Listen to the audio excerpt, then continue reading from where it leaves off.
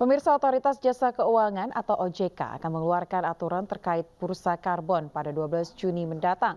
Menurut rencana, bursa karbon akan mulai beroperasi pada September 2023. Sebagai salah satu mandat dalam Paris Agreement 2015, Indonesia kini bersiap untuk mengeluarkan aturan mengenai bursa karbon yang akan segera diluncurkan pada 12 Juni.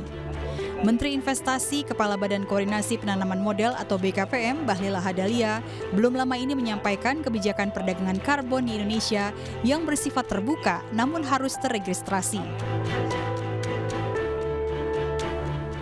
Kita tahu bahwa di dunia sekarang kita lagi mendorong untuk investasi hijau yang salah satu daerahnya adalah karbonisasi. Indonesia mempunyai potensi karbon yang sangat luar biasa, tapi kita belum berbicara tentang mekanisme pasarnya. Dan tadi sudah diputuskan bahwa karbon di Indonesia sifatnya itu terbuka tapi harus terregistrasi dan harus semuanya lewat mekanisme tata kelola perdagangan di dalam bursa karbon di Indonesia, yaitu lewat OJK. Nanti OJK yang akan mengatur.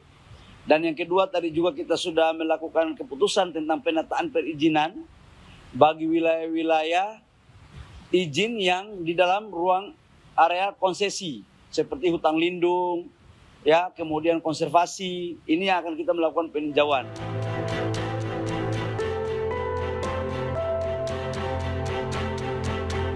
Pemerintah Indonesia memutuskan untuk melakukan penataan perizinan di wilayah-wilayah konsesi seperti hutan lindung dan hutan konservasi. Menteri Bahlil menambahkan pula bahwa pasar karbon Indonesia tidak boleh dijual di pasar-pasar karbon lain di luar negeri. Bahlil menegaskan bahwa pemerintah tidak ingin potensi penangkapan karbon dioksida di Indonesia yang sangat besar kelak dikapitalisasi oleh negara tetangga.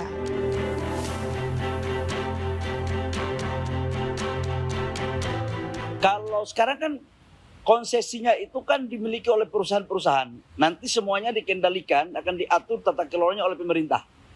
Supaya apa? Karbon yang pergi ke luar negeri bisa dijual, kalau tidak ditata kelola, tidak dibuat sertifikasi, kita tidak bisa tahu berapa yang pergi. Kemudian ini juga menjadi sumber pendapatan negara kita.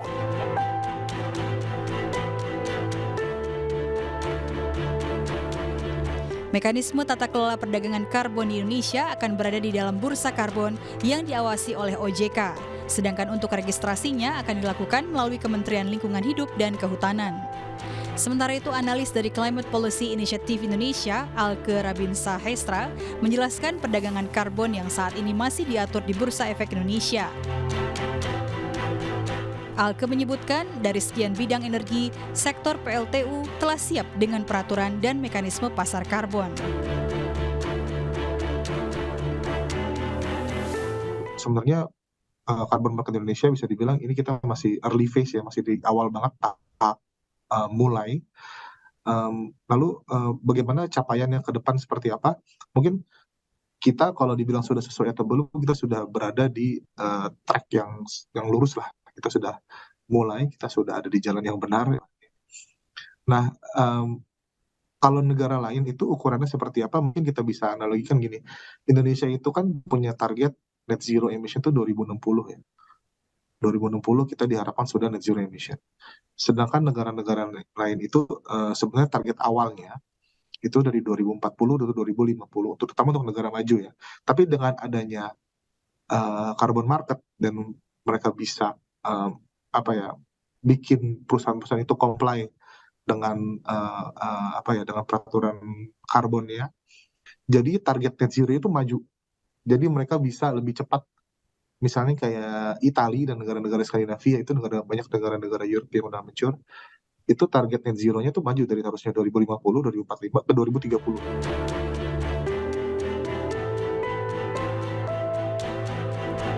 Beberapa sektor penyumbang emisi terbesar di Indonesia adalah kehutanan, batubara, dan transportasi. Pemerintah Indonesia menetapkan target penurunan emisi nasional atau Nationally Determined Contribution (NDC) sebesar 29 hingga 41% pada tahun 2030, serta net zero emission alias nol emisi pada 2060.